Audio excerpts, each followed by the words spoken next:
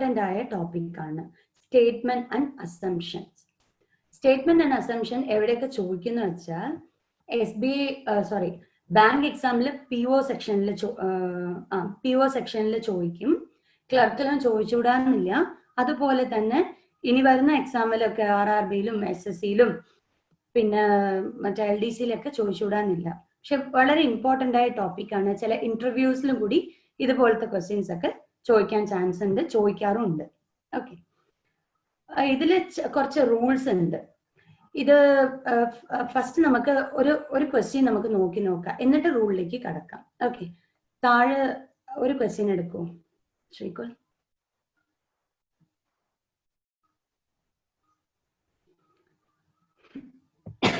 Okay. In each question below is given a statement followed by two assumptions, numbered 1 and 2. You have to consider the statement and the following assumption and decide which of the assumption is implicit in the statement. So, namakku oru statement tharum. Aa statement vechittu 2 or more assumption ചോദിക്കും. Okay, adu vechittu nammal answer cheyanam. Okay, ഇപ്പൊ നമുക്ക് first assumption ശരിയാണെങ്കിൽ അതിന് എന്ത് പറയും? If only assumption is implicit. ആ വാക്കാണ് important. Implicit, explicit. Implicit പറഞ്ഞാൽ എന്താ അർത്ഥം എന്ന് വെച്ചാൽ നമുക്ക് സ്റ്റേറ്റ്മെന്റിൽ നിന്ന് ഇൻഡയറക്റ്റ് ആയിട്ട് ഒരു അസംഷൻ തരും. ഓക്കെ, അതാണ് ട്രൂ.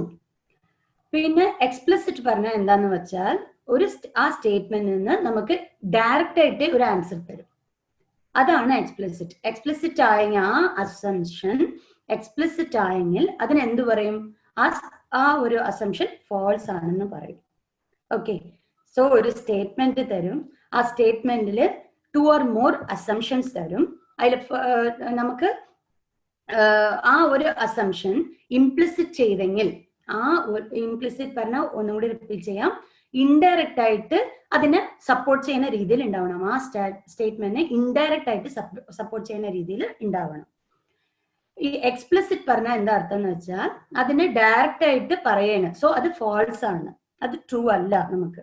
ഓക്കെ, പിന്നെ ഇതിലിപ്പോ ഓപ്ഷൻ തന്നിട്ടുണ്ടല്ലോ, if only assumption 1 is implicit. അപ്പൊ ഒന്ന് മാത്രം ശരിയാണെങ്കിൽ ഒന്ന് നമ്മൾ ക്ലിക്ക് ചെയ്യാം.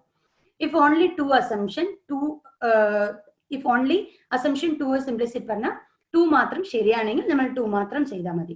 ഇഫ് either 1, 2 is implicit, ഏതെങ്കിലും ഒന്ന് പക്ഷെ അത് ഡയറക്റ്റ് ആയിട്ട് നമുക്ക് തനിച്ച് നിന്നിട്ട് അത് ആൻസർ ചെയ്യാൻ കഴിയില്ല, അങ്ങനെ വരുന്ന ഒരു സന്ദർഭത്തിൽ നമ്മൾ അത് എന്ത് പറയുന്നു വെച്ചാൽ either 1 or 2 is implicit. If neither 1 nor 2 is implicit പറഞ്ഞാൽ രണ്ടുമേ തെറ്റാണ്. ഓക്കെ, രണ്ടും വന്ന് എക്സ്പ്ലിസിറ്റ് ആവണം, ഡയറക്റ്റ് ആയിട്ട് ആൻസർ തരുന്ന രീതിയിൽ ഉണ്ടെങ്കിൽ അത് റോങ് ആയിരിക്കും. അതെന്തായിരിക്കും? neither 1 nor 2 is implicit നമ്മൾ ഓപ്ഷൻ ക്ലിക്ക് ചെയ്യണം. നെക്സ്റ്റ്, രണ്ടും കറക്റ്റ് ആണെങ്കിൽ both 1 and 2 are implicit. Okay, സ്റ്റേറ്റ്മെന്റിലേക്ക് കടക്കാം, എന്നിട്ട് റൂളിലേക്ക് പോവാം. Okay, you are hereby appointed as a programmer with a probation period of 1 year and your performance will be reviewed at the end of the period for confirmation. A line in an appointment letter. Appointment letter കൊടുത്തിട്ട് പറയാണ് ഇതില് probation period ഉണ്ട്. എത്ര? 1 year probation period ഉണ്ട്. അതിന്റെ ശേഷമാണ് നമുക്ക് confirmation തരലോ, ഈ ജോബിൽ നീ ഇരിക്കണോ വേണ്ടേ എന്ന് വെച്ചിട്ട് കൺഫർമേഷൻ തരലോ. ഓക്കെ, അപ്പോ ഇതാണ് സ്റ്റേറ്റ്മെന്റ്. ഈ സ്റ്റേറ്റ്മെന്റ് ആസ് ഇറ്റ് ഇസ് അതെങ്ങനെ സ്റ്റിക്ക് ചെയ്ത് വേണം നമ്മൾ വെക്കാൻ. ഇതിൽ നമ്മൾ പുറമേ ഒന്നും നമ്മൾ ആലോചിക്കാൻ പാടില്ല. ഓക്കെ, ഇതിൽ എന്ത് തന്നിട്ടുണ്ടോ അതാണ്. ഓക്കെ, അതിന്റെ പുറമേ നമ്മൾ വേറെ എക്സ്ട്രാ പോയിന്റ്സ് ഒന്നും ആഡ് ചെയ്തിട്ട് നമ്മൾ ഒരു കാര്യം തീരുമാനിക്കാൻ പാടില്ല. ഇതിൽ വേണ്ടത് കോമൺ സെൻസും ലോജിക്കൽ നോളേജും ആണ് നമുക്ക് ഇതിൽ വേണ്ടത്. ഓക്കെ, അപ്പൊ അസംഷൻ എന്താണ്? The performance of an individual generally is not known at the time of appointment letter. ഇപ്പോൾ ഒരു അപ്പോയിന്റ്മെന്റ് ലെറ്റർ കൊടുക്കുന്ന സമയത്ത് അയാളുടെ പെർഫോമൻസ് അപ്പൊ തന്നെ അറിയില്ല അല്ലെ? അങ്ങനെയല്ലേ നമുക്ക് ആ സ്റ്റേറ്റ്മെന്റിൽ തന്നിരിക്കുന്നത്? പെർഫോമൻസ് എപ്പോഴാ പറഞ്ഞിരിക്കുന്നത്? അപ്പോയിന്റ്മെന്റ് ലെറ്റർ കൊടുത്തിട്ട് 1 year പെർഫോമൻസ് കൊടുത്തിട്ടുണ്ട്. ഓക്കെ, 1 year പ്രൊബേഷൻ പീരീഡ് കൊടുത്തിട്ടുണ്ട്, എന്നിട്ടാണ് അവർ കൺഫർമേഷൻ ചെയ്യുള്ളൂ. അപ്പൊ റിലവന്റ് ആയിട്ടുണ്ട്. ഈ ഫസ്റ്റ് പോയിന്റ് എങ്ങനെയുണ്ട്? അതിന് സൂട്ട് ആയിട്ടുണ്ട്, അതിന്ന് എടുത്ത ഒരു പോയിന്റ് ആണ് അല്ലെ? അപ്പോൾ ഇത് വന്നിട്ട് ഇംപ്ലിസിറ്റ് ആണ്. ഇൻഡയറക്റ്റ് ആയിട്ട് പറഞ്ഞാലും അതിനെ സപ്പോർട്ട് ചെയ്യുന്നു. Okay, next point. Generally an individual tries to prove his worth in the probation period. Okay, എല്ലാവർക്കും അറിയാം പ്രൊബേഷൻ പീരീഡിൽ നമ്മൾ എല്ലാവരും നല്ല പെർഫോമൻസ് കൊടുക്കാൻ വിചാരിക്കും. അതാണ് അവർക്കും ആവശ്യം. ഓക്കെ, അപ്പൊ ഇത് രണ്ടും എന്താണ് ഇംപ്ലിസിറ്റ് ചെയ്യുന്നുണ്ട്, ഇൻഡയറക്ട്ലി അതിനെ സപ്പോർട്ട് ചെയ്യുന്നുണ്ട്. സോ ഓപ്ഷൻ ഇ എന്താ, ബോത്ത് 1 and 2 ആർ ഇംപ്ലിസിറ്റ്. അപ്പൊ താഴെ എക്സ്പ്ലനേഷൻ കൂടി എടുത്തോളൂ. The performance of the individual has to be tested over a span of time as the statement mention ചെയ്തിട്ടുണ്ട്. മെൻഷൻ ചെയ്യാത്ത ഒരു കാര്യം പോലും നമ്മൾ ഇതിൽ പറയാൻ പാടില്ല.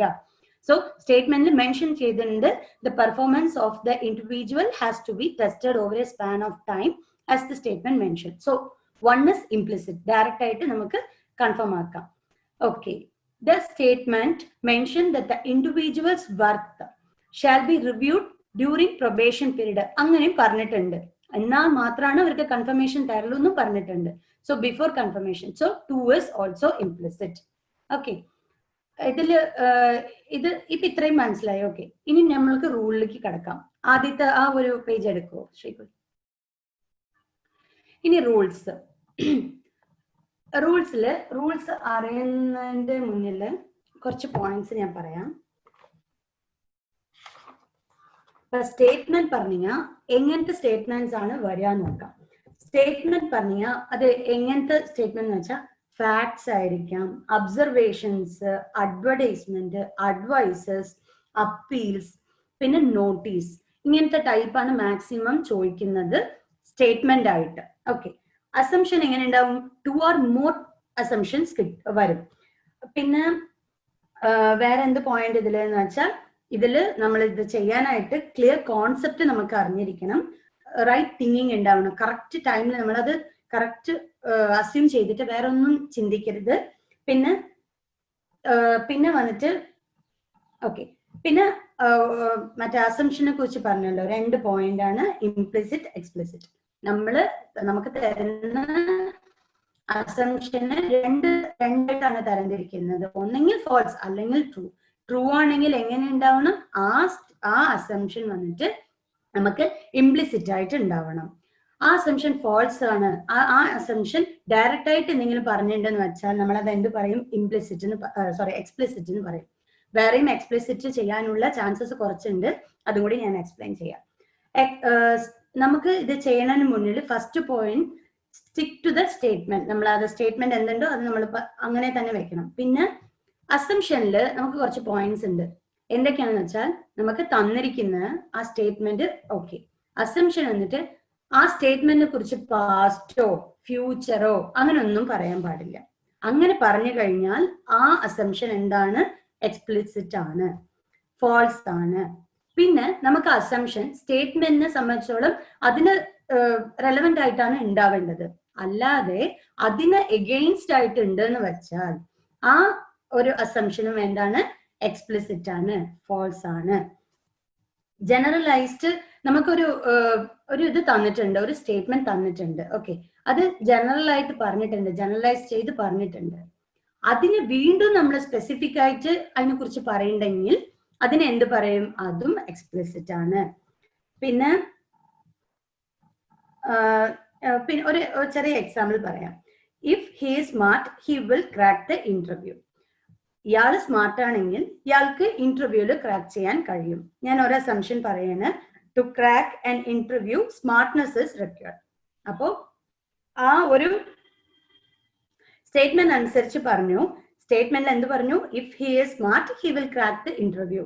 അയാൾ സ്മാർട്ട് ആണെങ്കിൽ അയാൾക്ക് ഇന്റർവ്യൂ ക്രാക്ക് ചെയ്യാൻ പറ്റും. അയാൾ സ്മാർട്ട് ആണെങ്കിൽ അയാൾക്ക് ഇന്റർവ്യൂ ക്രാക്ക് ചെയ്യാൻ പറ്റും എന്ന് പറഞ്ഞു. ഫസ്റ്റ് അസംഷൻ എന്ത് പറയുന്നത് വെച്ചാൽ to crack an interview smartness is required. അപ്പൊ അത് ആ ഒരു സ്റ്റേറ്റ്മെന്റിനെ സംബന്ധിച്ച് എന്താ പറയാ, അത് വെച്ചിട്ടാണ് കറക്റ്റ് പറയുന്നത്. അതിനെ റിപ്പീറ്റ് ചെയ്ത് പറയുന്നുണ്ട്, പക്ഷെ കുറച്ച് മോഡിഫൈ ചെയ്ത് പറയുന്നത്. എങ്ങനെ പറയുന്നു? ടു ക്രാക്ക് ആൻ ഇന്റർവ്യൂ, നിനക്ക് ഇന്റർവ്യൂ ക്രാക്ക് ചെയ്യണമെങ്കിൽ നിനക്ക് സ്മാർട്ട്നെസ് റിക്വയർഡ് ആണ്. വേറെ ഒന്നിനെ കുറിച്ച് ഇവിടെ പറഞ്ഞിട്ടില്ല. സ്മാർട്ട്നെസിനെ കുറിച്ച് പറഞ്ഞു, അതാണ് റിക്വയർമെന്റ് എന്നും പറഞ്ഞു. ഓക്കെ, അപ്പൊ അത് ഇംപ്ലിസിറ്റ് ചെയ്യുന്നുണ്ട് ആ ഒരു assumption. Second point, he will definitely crack the interview. ആ ഒരു തനിച്ച ഒരു അസംഷൻ മാത്രം നമ്മൾ എടുക്കുകയാണ്. He will definitely crack the interview. ആ ഒരു അസംഷൻ എടുക്കുമ്പോൾ അയാൾക്ക് സ്മാർട്ട്നെസ് ഉണ്ടോന്ന് അറിയില്ല, അയാൾ ക്രാക്ക് ചെയ്തോ നമുക്ക് അറിയില്ല അല്ലേ. അപ്പൊ ആ ഒരു ഇൻഡിവിജ്വൽ ആയിട്ട് നമ്മൾ ആ സെക്കൻഡ് പോയിന്റ് മാത്രം എടുക്കുമ്പോൾ നമുക്ക് ഇതൊന്നും സാറ്റിസ്ഫൈ ചെയ്യുന്നില്ല. സോ നമുക്ക് അതെന്താണ്, ആ ഒരു പോയിന്റ് എക്സ്പ്ലിസിറ്റ് ചെയ്യുന്നുണ്ട്. ഓക്കെ, നമ്മള് ഡയറക്റ്റ് ആയിട്ട് പറയണ പോലെ ആയി, he will definitely crack the interview എന്ന്. സോ അതെന്തായി, ഫോൾസ് ആണ്, ആ സ്റ്റേറ്റ്മെന്റ് ഫോൾസ് ആക്കുന്നു. അത് കാരണം ആ ഒരു അസംഷൻ വന്നിട്ട് എക്സ്പ്ലിസിറ്റ് ആണ്. ഓക്കെ, ഇത്രയും പോയിന്റ്സ് ഇതിൽ അറിഞ്ഞിരിക്കണം. ഓക്കെ, ഇനിയിപ്പോ റൂൾസിലേക്ക് കിടക്കാം. Assumption is always indefinite and positive. Positive ആയിട്ട് വേണം ഉള്ള ഇത് മാത്രമേ എടുക്കാൻ പാടുള്ളൂ. നെഗറ്റീവ് ആയിട്ട് ആ സ്റ്റേറ്റ്മെന്റിനെ നെഗറ്റീവ് ആക്കി പറയുന്ന അസംഷൻ ഒന്നും നമുക്ക് എടുക്കാൻ പാടില്ല, അതൊക്കെ എക്സ്പ്ലിസിറ്റ് ആണ്. പോസിറ്റീവ് സം വേർഡ്സ് ലൈക്ക് ഒന്ന് തെറ്റായി. Assumption is always infinitive and positive words. Positive, okay. Some words like only, none, each, any, every, all അങ്ങനെ പറഞ്ഞു വരുന്ന വേർഡ്സ് വന്നിട്ട് നമുക്ക് അസംഷനിൽ ഉണ്ടെങ്കിൽ, okay, questions indicating word, why, these, what, ഈ വേർഡ്സും answering indicate words, therefore, definitely, but, certainly, exit in the assumption, that assumption will always be explicit. ഇതെന്തായിരിക്കും, ഇങ്ങനത്തെ വേർഡുകളൊക്കെ നിങ്ങൾക്ക് അസംഷനിൽ കണ്ടു എന്ന് വെച്ചെങ്കിൽ നിങ്ങളത് വേഗം തന്നെ എഴുതാം. ആ ഒരു അസംഷൻ വന്ന് ഫോൾസ് ആണ്, അങ്ങനെ നമുക്ക് എഴുതാൻ പറ്റും. ഓക്കെ, ഇതൊക്കെ എന്താണ്, ഡയറക്റ്റ് ആയിട്ട് പറയുന്ന ഒരു അസംഷൻ ആയിട്ട് വരും. അത് നമുക്ക് ക്വസ്റ്റ്യനിൽ നോക്കുമ്പോൾ തന്നെ അറിയാൻ പറ്റും. Okay, next, some words like some, to large extent, many, much, exist in the assumption, that assumption will always be implicit. ഇങ്ങനത്തെ വേർഡുകളൊക്കെ വന്നെങ്കിൽ ഏതൊക്കെയാണ്, some, to large extent, many, much, ഇങ്ങനത്തെ വാക്കുകളൊക്കെ നമുക്ക് അസംഷനിൽ വന്നെങ്കിൽ അത് ട്രൂ ആണെന്ന് നമുക്ക് കൊടുക്കാം. Okay, any assumption that is conveying the message of advertisement, notice, appeal, that assumption will always be implicit. നമുക്കൊരു സ്റ്റേറ്റ്മെന്റ് തന്നു, അതിനനുസരിച്ചിട്ട് നമുക്ക് വരുന്ന അങ്ങനത്തെ സ്റ്റേറ്റ്മെന്റിൽ അഡ്വർടൈസ്മെന്റ്, നോട്ടീസ്, അപ്പീൽ, അസംഷൻ, ആ അസംഷൻസ് ഒക്കെ ട്രൂ ആണ്. Any assumption that is talking about the social welfare, positive ആയിട്ട് പറയുന്നത്, government policies, that assumption will always be implicit, അതൊക്കെ ട്രൂ ആണ്.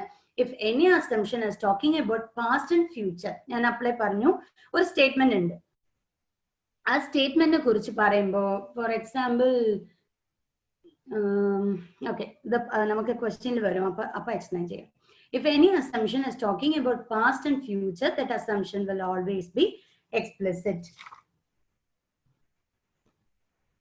ഓക്കെ, അങ്ങനെ വരുന്ന ഇത് വന്നിട്ട് നമുക്ക് ഒരു സ്റ്റേറ്റ്മെന്റ് തന്നിട്ടുണ്ട്, അതിന്റെ പാസ്റ്റിനെ കുറിച്ചോ ഫ്യൂച്ചറിനെ കുറിച്ചോ പറഞ്ഞു കഴിഞ്ഞാൽ ആ സ്റ്റേറ്റ്മെന്റ് ഫോൾസ് ആണ്.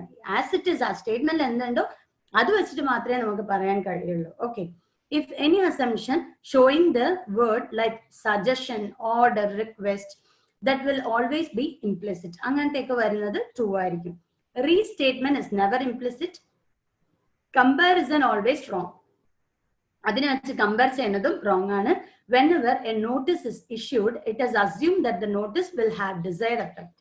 നമുക്ക് ഒരു നോട്ടീസ് ആണ് തരുന്ന ഒരു സ്റ്റേറ്റ്മെന്റിൽ, അതിൽ ഡിസയർ എഫക്റ്റ് ആണ് നമുക്ക് വരേണ്ടത്, അല്ലാതെ നോട്ടീസ് കണ്ടില്ല, കേട്ടില്ല, അങ്ങനത്തെ ഒന്നും വരാൻ പാടില്ല. അങ്ങനെയൊക്കെ വന്നു കഴിഞ്ഞാൽ അത് ഫോൾസ് ആണ്.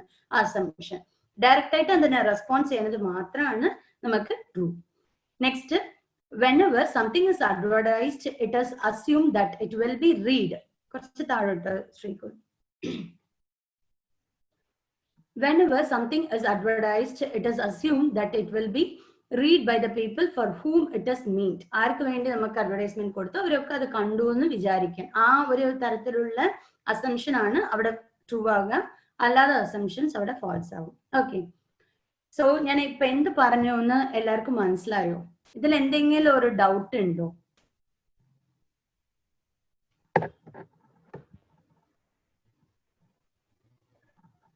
ഏതെങ്കിലും പോയിന്റ് മനസ്സിലാവാതെ ഉണ്ടോ ഞാൻ പറഞ്ഞത്?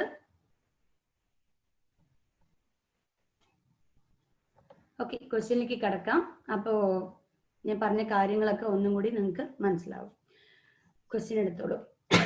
ഫസ്റ്റ് ക്വസ്റ്റ്യൻ ഞാൻ എക്സ്പ്ലെയിൻ ചെയ്തു. Second question. Okay. Statement. It is desirable to put the child in school at the age of 5 or so. നമുക്ക് കുട്ടികളിന് 5 വയസ്സ് ആവുമ്പോൾ സ്കൂളിൽ ചേർത്താം എന്ന് പറയുന്നുണ്ട്. ഓക്കെ, ഇതിനൊരു അസംഷൻസ് വെക്കുന്നുണ്ട്. At that age, the child reaches appropriate level of development and is ready to learn. അല്ലേ, നമുക്കൊരു 5 വയസ്സാവുമ്പോൾ എല്ലാവർക്കും അറിയാം കുട്ടികൾ റെഡിയാണ്, പഠിക്കാൻ റെഡിയാണെന്ന് നമുക്ക് എല്ലാവർക്കും അറിയാം. ഓക്കെ, അത് ഈ ഒരു സ്റ്റേറ്റ്മെന്റിന് എന്ത് ചെയ്യുന്നു? ട്രൂ ആക്കുന്നുണ്ട്. സോ അത് വന്ന് ഇംപ്ലിസിറ്റ് ചെയ്യുന്നുണ്ട്, ഇൻഡയറക്റ്റ് ആയിട്ട് അത് പറയുന്നുണ്ട് ഓക്കെ ആണെന്ന്. The school do not admit children after 6 years of age. ആണോ? നമുക്ക് 5 വയസ്സ് കഴിഞ്ഞ് 6 വയസ്സാവുമ്പോൾ സ്കൂളിൽ അഡ്മിറ്റ് ചെയ്യില്ലേ? 5 വയസ്സിൽ തന്നെ അഡ്മിറ്റ് ചെയ്യണോ? അല്ല, അല്ലേ? നമുക്ക് എല്ലാവർക്കും അറിയാം 5 വയസ്സിൽ അഡ്മിറ്റ് ചെയ്യാം, അല്ലെങ്കിൽ 6 വയസ്സിൽ ചെയ്യാം, അല്ലെങ്കിൽ അതൊക്കെ അറിയാം. ഇവിടെ എന്ത് പറഞ്ഞിട്ടുണ്ട്? ഈ ഒരു സ്റ്റേറ്റ്മെന്റിന് ഫോൾസ് ആക്കുന്ന രീതിയിലാണ് ഈ സെക്കൻഡ് അസംഷൻ പറഞ്ഞിരിക്കുന്നത്, അല്ലേ? This school do not admit children after 6 years of age. ഇതിൽ പറയാത്ത കാര്യം കൂടിയാണ് 6 yearsനെ കുറിച്ച്. രണ്ടാമത്തെ കാര്യം എന്താണെന്ന് വെച്ചാൽ ഈ ഒരു സ്റ്റേറ്റ്മെന്റിന് ആ അസംഷൻ ഫോൾസ് ആക്കുന്നുണ്ട്. ഓക്കെ, അപ്പോ എന്തായിരിക്കും? ഫസ്റ്റ് അസംഷൻ നമുക്ക് ഓക്കെ ആണ്. At the age the child reaches appropriate level of development and is ready to learn. അതൊരു 5 വയസ്സാവുമ്പോൾ കുട്ടികൾക്ക് പഠിക്കാൻ പറ്റും, അത് കാരണം ഓക്കെ ആണ്. ആ ഒരു സ്റ്റേറ്റ്മെന്റിന് കറക്റ്റ് ആയിട്ട് ഇതിൽ എക്സ്പ്ലെയിൻ ചെയ്യുന്നുണ്ട്. ഓക്കെ, അപ്പോ എനിക്ക് എ ആണ്, ഓപ്ഷൻ എ ആണ്. Only assumption 1 is implicit. Okay, അതിൽ എക്സ്പ്ലനേഷൻ നോക്കാം. ശ്രീകുൽ.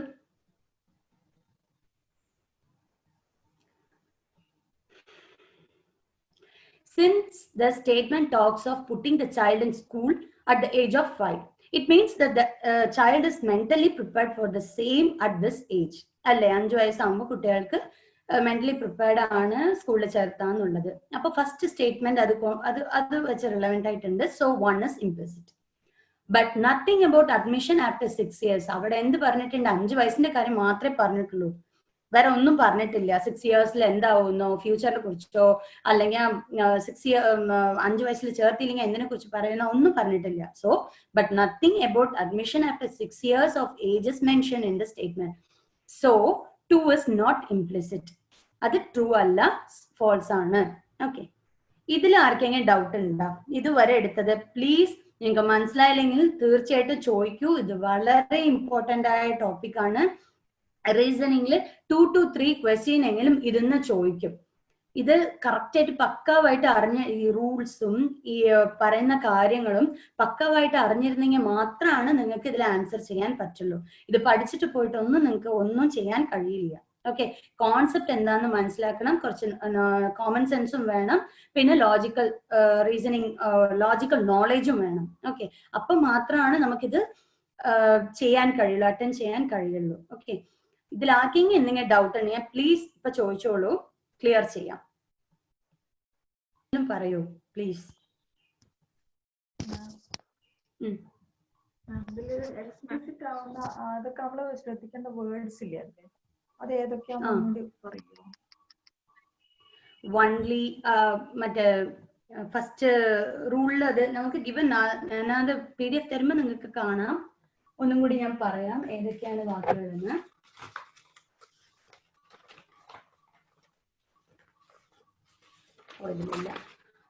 വാക്കുകൾ വന്നിട്ട് only, none, each, any, every, all, ഇങ്ങനത്തെ വരുന്ന വേർഡ്സ്. പിന്നെ ആൻസറിങ്, അതില് okay, answering sorry question indicating words എന്തൊക്കെയാണ്? വൈ, ദീസ്, വാട്ട് എന്ന് പറയുന്നത്. ഇപ്പൊ ഞാൻ ഒരു കാര്യം പറഞ്ഞു, ഇതെന്താ ഇത് അങ്ങനെ പറഞ്ഞ് ചോദിക്കുമ്പോഴും അതും എനിക്ക് ഫോൾസ് അസംഷൻ ആണ് കേട്ടോ. Okay, next. Okay, thank you Simi. Answering words വന്നിട്ട് therefore, definitely, but, ഇങ്ങനെ വരുന്ന ആൻസറിങ് വേർഡ്സ്. ഇപ്പൊ നമുക്ക് ഒരു സ്റ്റേറ്റ്മെന്റ് തന്നു, സ്റ്റേറ്റ്മെന്റിൽ ഇതൊന്നും നോക്കണ്ട നിങ്ങൾ, അസംഷനിൽ ഇതൊക്കെ ഉണ്ടായി, വേർഡ്സ് ഒക്കെ ഉണ്ടാവും. Only, none, each, any, every, all, ഇങ്ങനെയൊക്കെ തന്നിട്ടുണ്ടാ. ഏതെങ്കിലും നോക്കുക, ചെക്ക് ചെയ്യുക. ഇതൊക്കെ ഒരു ക്ലൂസ് ആണ് കേട്ടോ. എല്ലാ അസംഷനിലും ഇത് ഉണ്ടാവണമെന്നൊന്നും പോസിബിൾ ഇല്ല. ഓക്കെ, ഉണ്ടാവണമെന്നൊന്നും നിങ്ങൾ വിചാരിക്കരുത്. ചിലതിൽ മാത്രമേ ഇതൊക്കെ വരുള്ളൂ. ഓക്കെ, ബാക്കിയുള്ളതൊക്കെ നമ്മൾ നമ്മുടെ കോമൺ സെൻസ് വെച്ചിട്ട് നമ്മൾ എടുത്ത് മനസ്സിലാക്കണം. ചിലത് മാത്രം തന്നെ വരുള്ളൂ. ചില അസംഷനിൽ മാത്രമേ തന്നെ ഇതൊക്കെ പോലത്തെ വേർഡ്സ് ഒക്കെ വരുള്ളൂ. Only, none, each, any, every, all. പിന്നെ question indicating words why, these, what. ഇതുപോലത്തെ answering indicating words therefore, definitely, but, അങ്ങനത്തെയൊക്കെ വരുന്നത്. ഇപ്പൊ ഒന്ന് നോക്കിക്കോളൂ, ഈ ബട്ട് എന്നൊക്കെ പറയുമ്പോൾ നമുക്കത് ഒരു ക്വസ്റ്റ്യന് ബട്ട് എന്ന് പറയുമ്പോഴേ നമുക്ക് മനസ്സിലായി, നമുക്കിത് മനസ്സിലായോ ഇല്ലയോ എന്നുള്ള ഒരു ഇതിൽ വന്ന് നിൽക്കുന്നുണ്ട് അല്ലെ. ഡെഫിനറ്റ്ലി പറഞ്ഞാൽ എന്താണ്, ആ ശരിയാണ്, അങ്ങനെ നമ്മൾ ഡയറക്റ്റ് ആയിട്ട് നമുക്കത് പറയാനും പറ്റില്ല. ഈ ഒരു അസംഷൻ കുറെ നമുക്ക് ഫസ്റ്റ് ടൈം എല്ലാവർക്കും കൺഫ്യൂഷൻ ഉണ്ടാക്കുന്ന ഒരു ചാപ്റ്ററാണ് കേട്ടോ അത്, സ്റ്റേറ്റ്മെന്റ് ആൻഡ് അസംഷൻ. കുറച്ച് കഴിയുമ്പോൾ ഉണ്ടല്ലോ ഇതൊക്കെ വളരെ എളുപ്പത്തിൽ നിങ്ങൾക്ക് ക്രാക്ക് ചെയ്യാൻ കഴിയും ഈ ഒരു ടോപ്പിക്കൊക്കെ. ഇതുപോലെ ഇനിയും കുറച്ചും കൂടി ടോപ്പിക്സ് ഉണ്ട്. ഇത് നിങ്ങൾക്ക് മനസ്സിലായെങ്കിൽ അതൊക്കെ ഒന്നും കൂടി എളുപ്പമാകും. ഓക്കെ, അതേപോലെ നമുക്ക് തന്നിരിക്കുന്ന വാക്കില് some, to, large extent, many, much, ഇങ്ങനത്തെ വാക്കുകളൊക്കെ വന്നെങ്കിൽ നമ്മൾ ഡയറക്റ്റ് ആയിട്ട് പറയാം അത് ട്രൂ ആണെന്ന്. ബാക്കി മേലെ പറഞ്ഞ ഫസ്റ്റ് പോയിന്റിൽ പറയുന്ന വാക്കുകളൊക്കെ നമുക്ക് വന്നെങ്കിൽ നമ്മൾ അത് ആ ഒരു സ്റ്റേറ്റ്മെന്റിനെ എക്സ്പ്ലിസിറ്റ് ചെയ്യാണ്. സോ നമ്മളത് ഫാൾസ് എന്ന് പറയാം. ഓക്കെ, മനസ്സിലായോ? സായി വിദ്യ അല്ലേ ചോദിച്ച്? മനസ്സിലായി. ഓക്കെ, ക്ലിയർ ആയി. ഓക്കെ, അപ്പൊ ക്വസ്റ്റ്യൻ എടുത്തോളൂ ശ്രീകുൽ. Third question.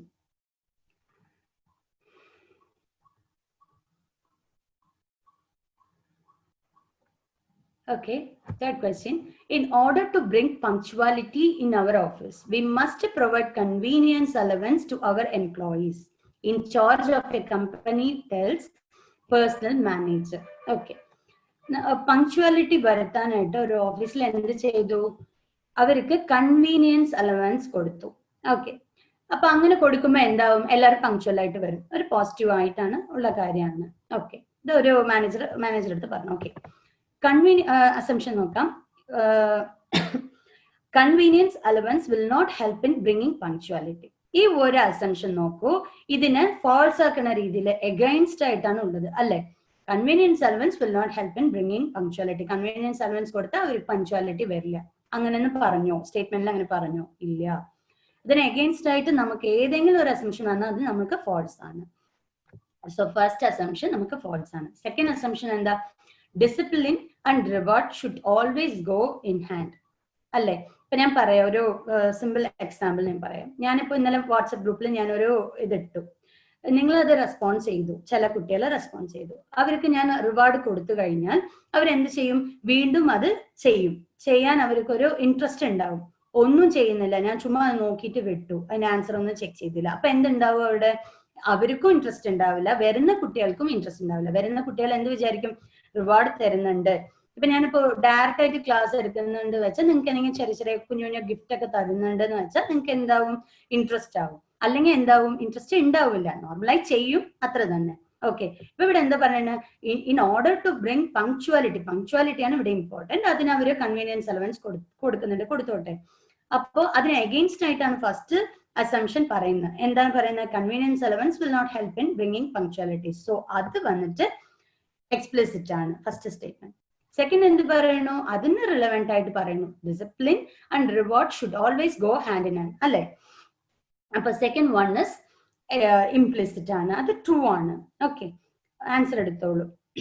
അപ്പൊ എന്താ ആൻസർ? എന്താ? Only assumption 2 is implicit. Answer B. അപ്പൊ അതിൽ എക്സ്പ്ലനേഷൻ കൊടുത്തിട്ടുണ്ട്. Assumption 1 goes against the statement against ആയിട്ട് നമുക്ക് ഒരു പോയിന്റ് പറഞ്ഞാൽ പോലും ആ അസംഷൻ നമുക്ക് റോങ് ആണ് കേട്ടോ. അത് തറപ്പിച്ച് വെച്ചോളൂ. ഈ ചാപ്റ്റർ പഠിക്കുമ്പോൾ അത് വന്ന് കൺഫേം ആക്കി വെച്ചോളൂ. എഗെയിൻസ്റ്റ് ആയിട്ട് പറഞ്ഞു കഴിഞ്ഞാൽ ഒരു പോയിന്റ് ആണിത്. എഗെയിൻസ്റ്റ് ആയിട്ട് അത് പറഞ്ഞു കഴിഞ്ഞാൽ അവിടെ നമ്മൾ അത് എലിമിനേറ്റ് ചെയ്യാം, അത് ഫാൾസ് ആക്കി എലിമിനേറ്റ് ചെയ്യാം. So it is not implicit. അത് ഇംപ്ലിസിറ്റ് അല്ല. The allowance will serve as a reward to the employees and shall provoke them to come on time അല്ലേ.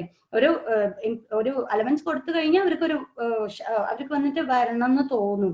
ഓക്കെ, സോ ആ പറഞ്ഞ സ്റ്റേറ്റ്മെന്റിന് സംബന്ധിച്ച് ഇതൊരു കണക്ഷൻ ഉണ്ട്. So 2 is implicit. Next, fourth question. statement, if you trouble me, I will slap you. A mother wants her child. എന്നെ നീ ശല്യപ്പെടുത്തിയാ നിന്നെ ഞാൻ അടിക്കും. ഓക്കെ, ഇതാണ് ഒരമ്മ പറയുന്നത്. കുട്ടിയെ വാൺ ചെയ്യാണ്. Assumption, with warning the child may stop troubling her. അല്ലേ, പോസിറ്റീവായിട്ട് പറയാണ് വിത്ത് വാർണിംഗ്. ആ കുട്ടി എന്ത് ചെയ്തിരിക്കണം? ആ വാർണിംഗ് കേട്ടപ്പോ കുട്ടി എന്ത് ചെയ്തിരിക്കണം? സ്റ്റോപ്പ് ചെയ്തിരിക്കും. അല്ലെ, ഇപ്പൊ ചില കുട്ടികളൊന്നും അങ്ങനെയൊന്നും അല്ല, പെട്ടെന്നൊന്നും സ്റ്റോപ്പ് ചെയ്യില്ല. Okay, so with the warning the child may stop troubling her. Okay, അത് സ്റ്റോപ്പ് ചെയ്യും. അത് കറക്റ്റ് ആണ്. ആ ഒരു സ്റ്റേറ്റ്മെന്റ് അനുസരിച്ച് അത് പോസിറ്റീവ് തോട്ടായിട്ട് തന്നു. സോ അത് വന്നിട്ട് ഇംപ്ലിസിറ്റ് ആണ്. All children are basically naughty. അതിനെക്കുറിച്ച് ഇവിടെ പറഞ്ഞിട്ടേ ഇല്ല. Okay, all children are basically naughty ആണോ നോട്ടിയോ അല്ലയോ അതൊന്നും നമുക്ക് പറഞ്ഞിട്ടില്ല. കുട്ടീൻ്റെ അടുത്ത് പറഞ്ഞു, നീ എന്നെ ശല്യപ്പെടുത്തിയാൽ നിന്നെ ഞാൻ അടിക്കും. ഓക്കെ, അത്ര തന്നെ. അപ്പൊ കുട്ടിയെ വന്നിട്ട് ഒന്നെങ്കിൽ ട്രബിൾ ചെയ്യാതെ ഇരിക്കണം. അതാണ് നമ്മളുടെ ആവശ്യം. സോ സെക്കൻഡ് വൺ വന്നിട്ട് ഒന്നും നമുക്കത് റിലേഷൻഷിപ്പേ ഇല്ല. So second one, all children or basically naughty വന്നിട്ട് എന്താണ്? എക്സ്പ്ലിസിറ്റ് ആണ്. ഫസ്റ്റ് പോയിന്റ് എന്താണ്? With a warning the child may stop troubling. അത് വന്നിട്ട് ഇംപ്ലിസിറ്റ് ചെയ്യുന്നുണ്ട്. So option A. താഴെ കൊണ്ടുവരൂ ശ്രീകുൽ. Option A. എക്സ്പ്ലനേഷൻ നോക്കാം. The mother wants her child with the expectation that he would stop the troubling her. ആ ലേഡിന് ആ കുട്ടി ട്രബിൾ ചെയ്യുന്നത് സ്റ്റോപ്പ് ചെയ്യുന്ന എക്സ്പെക്ടേഷൻ ഉണ്ട്. അത് ഇംപ്ലിസിറ്റ് ചെയ്തു. കറക്റ്റ് ആയിട്ട് ഇൻഡയറക്റ്റ് ആയിട്ട് അത് ഇംപ്ലിസിറ്റ് ചെയ്തു. First point. സോ അത് വന്നിട്ട് ട്രൂ ആണ്. The general nature of children cannot be derived from the statement. ആ സ്റ്റേറ്റ്മെന്റിന് നമുക്ക് ഒന്നും ജനറൽ കുട്ടികളെ കുറിച്ച് ഒന്നുമേ സ്പെസിഫിക് ആയിട്ട് പറഞ്ഞിട്ടില്ല. ഇവിടെയാണ് ശ്രദ്ധിക്കേണ്ടത്. ഞാൻ ആദ്യമേ പറഞ്ഞു, ജനറൽ സ്റ്റേറ്റ്മെന്റ് ഒന്ന് പറഞ്ഞിട്ടുണ്ട്. അതിൽ ആ കുട്ടികളെ കുറിച്ച് സ്പെസിഫിക് ആയിട്ടാണ് ഇവിടെ പറയുന്നത്. സെക്കൻഡ് പോയിന്റ് അല്ലെ, കുട്ടികളെ കുറിച്ച് സ്പെസിഫിക് ആയി പറഞ്ഞു. The general nature of children cannot be derived from the statement.